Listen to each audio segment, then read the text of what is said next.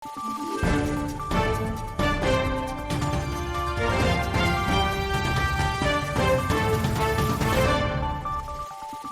araw, Pilipinas! Ito ang Valiente News hatid sa inyo ng Office of the Vice President. Nagsagawa ng tree planting activity kamakailan ang OVP Cebu, Bohol and Siquijor Satellite Office sa baybayin ng Naga City sa Cebu. Narito ang ulat ni Brian Latasa.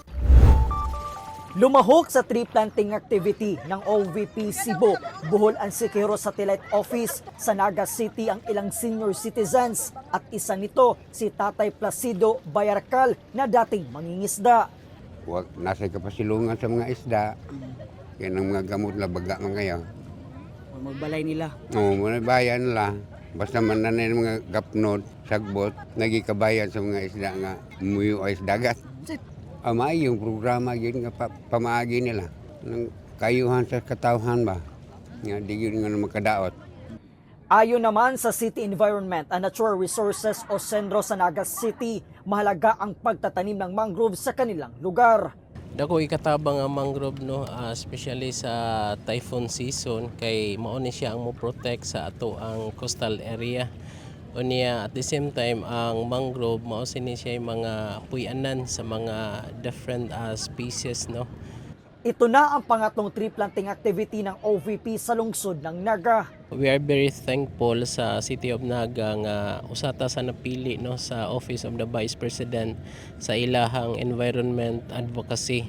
So we know nga as of today dako na kaayog damage ang atong kalikupan, but their initiative is very helpful sa atong community nga naka-create sila og ingon ani nga initiative para pagprotektar sa ato ang kalikupan.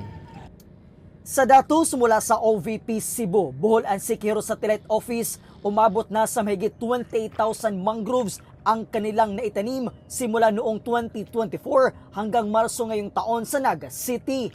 Patuloy din ang paglilibot ng opisina sa probinsya ng Cebu at maging sa makarating nitong bayan upang magtanim ng mga puno.